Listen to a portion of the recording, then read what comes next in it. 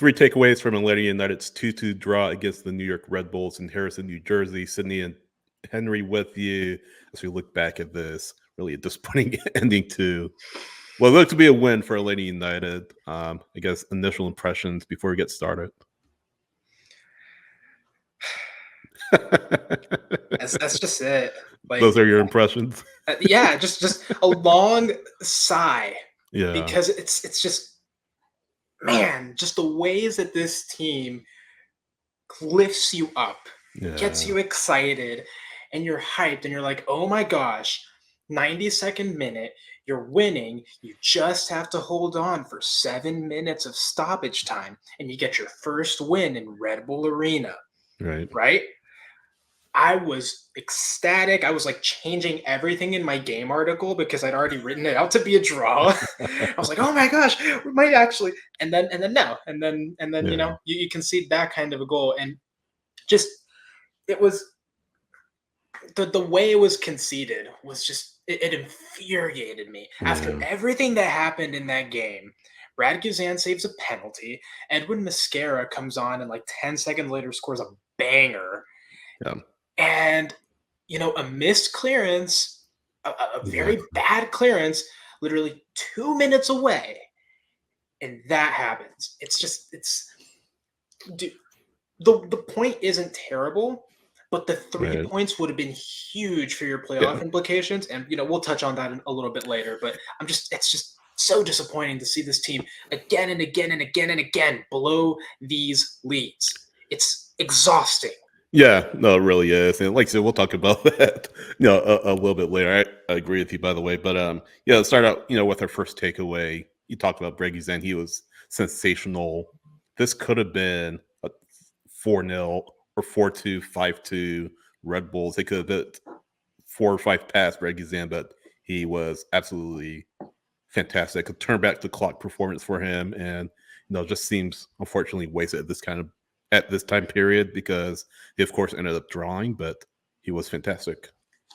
This has been kind of a turn back sort of season for Brad Guzan. At the end, like last season, everyone was calling for him to retire, and people were like, "Oh my gosh, he's got to retire. He can't do it anymore. He's done."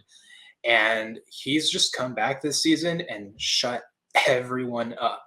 Yeah, and I love that for him. Like he's the only remaining guy from the original squad, right? And so it's you know, it's great to see him have this moment. And if this is his last season, then you know he's leaving on a very, very high note. He's really made a comeback, especially after his Achilles injury in 2022. You know, this is his comeback story, and he's doing amazing. And you know, the penalty save today, that was so clutch. And like I said, it would have been nice to have a win from that. That would have been a totally different story. But you know, you have to settle for the draw. It's a little disappointing, but now the way you see it is if Brad hadn't made that save, you would have lost the game. Exactly. So no, it's kudos to him. He's done fantastic, and yeah, he deserves all the credit in the world. He was the man of the match. You would argue for both teams, really, because just the way he kept it at that penalty save, like you said, you know, if he doesn't make it, it's a totally different match. And how many times have we seen him make that same save on penalties all season long? I believe this is his third penalty save this season. So his abilities in that regard have been absolutely fantastic. But again, kind of going back to what we were saying, it's a shame that Atlanta United couldn't reward him and themselves with a win, because now they'll need help outside of this match or around Major League Soccer to essentially stay back and remain in the playoff race. Philadelphia and DC, they play each other, I think we were talking about on Sunday. As we're speaking right now, Nashville is up 2-1 on FC Cincinnati. So that's another match that could be key for Atlanta United in the standings. But, you know, it's just a shame that you couldn't reward yourselves with 3 points and give up a pretty cheap goal at the end there.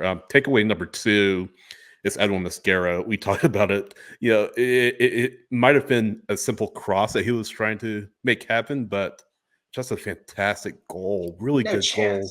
No chance. You don't think so? No. You see the way. Do you see the way, dude? That was purely a shot, and he's been trying that shot for a while now, Yeah. right? And this time it curls beautifully into the corner.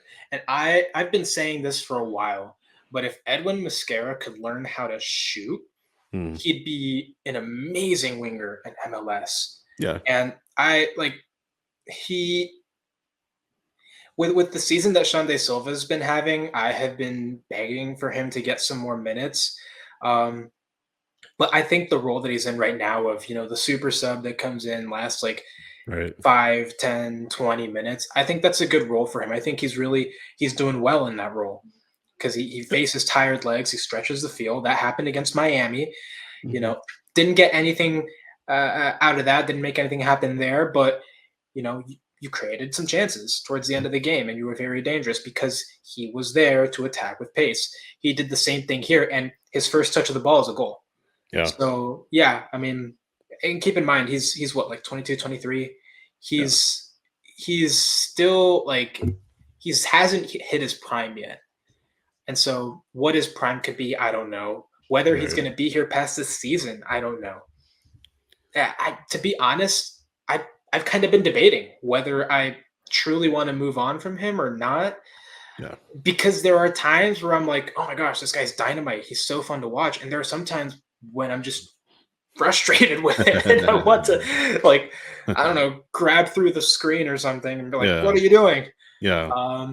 But no, credit to him for sure for this. Congrats on the goal, and Yeah. Indeed. yeah, I mean it was an important goal. Too bad it couldn't be the winning goal. I That would have been awesome for him.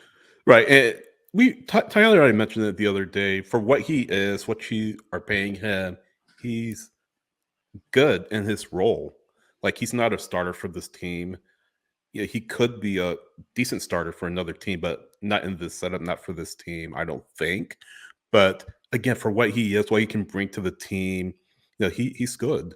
Not great, but he's good. I know he's very polarizing among the Atlanta United fan base, but you know, another performance where he comes in, stretches the field, and a really well taken goal to it would be the game winner, maybe on another day, but unfortunately, the goal given up on the other end, you have to settle for a draw. Kind of takes us into takeaway number 3, what this means for Atlanta in the playoff picture. As I'm looking at it right now, they are a point behind Montreal for the ninth and final playoff spot in the East. That being said, Philadelphia is sitting between Montreal and Atlanta right now. Guess who Atlanta plays next week in Philadelphia? So, big 6-pointer coming up next week.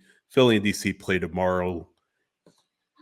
I know we were kind of talking about it beforehand. Probably better if Philly and DC draws. That's minimal impact for Atlanta United because if DC wins, they jump ahead of Atlanta. Philadelphia wins, they jump even further up in the standings to the ninth spot. So hoping for a good result there for Philadelphia and DC, a favorable result that kind of gives you a little bit of help as you go into Philadelphia for a massive, massive match coming up. So the funny thing is the two teams that are right in front of you are the two teams that you play next. You Yeah. play Philadelphia on Saturday, Yep. and then that Wednesday you play Montreal at home. So Yeah. those two games are going to be very, very important for determining those final playoffs spots. Yep. And those are games that you absolutely cannot afford to drop. I think dropped points in those games just really just Yeah. screw the season. Like it's just over. Um, Especially after not being able to get the 3 points in this game. I mean, 3 points here, you would be what, 35 points? You'd be in that ninth spot, and Yep. then it wouldn't be so terrible if Philadelphia gets a result tomorrow. It wouldn't be so terrible if maybe I don't know, you draw against Philly or something. Now you're coming from behind, and you Right. better hope that Philly and DC tie because even Yeah. DC winning isn't good. They're all DC and Philadelphia have the same number of points as Atlanta. Yeah, exactly. So you really need them to drop, and then you need to beat Philly on the road. They all have the same number of wins too. So Yeah, we can, the goal differential, and right now Philly are up in that department by a long shot yeah. So among you the three really you teams. really need 6 points from your next two games Yeah. because and both of those are 6 pointers. Yeah. Both of those are 6 pointers.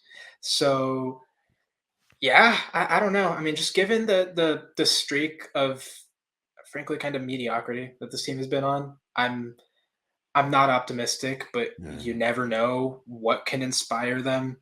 It's just at this stage of the season, if you're not getting the wins in the games that you should win, and this was a game you should have won, especially when you're leading 7 minutes before the end, Yeah. right? It's just I know I'm not even listening to the post game press conference, but I know that's one of the things that Rob's going to mention, that Rob Valentino's going to mention, because he's mentioned it to us in the past, right? Like, yeah, you came back and you tied and stuff, and but then you gave up the lead, and so Yeah, it was all exactly. for nothing, right? Exactly.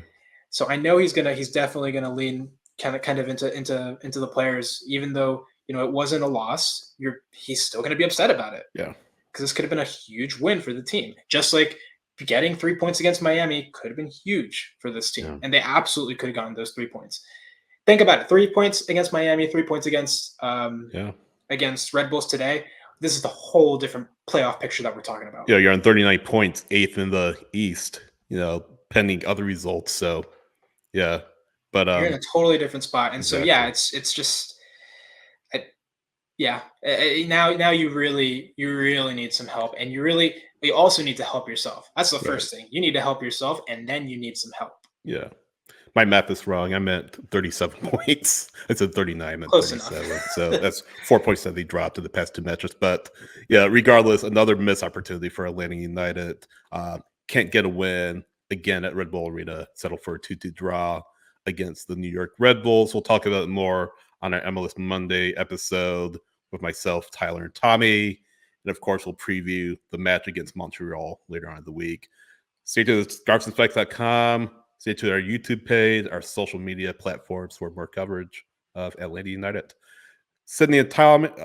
No, come on, man. Sydney and Henry with you. Thanks for watching 3 Takeaways. We'll see you next time. Bye, Tyler.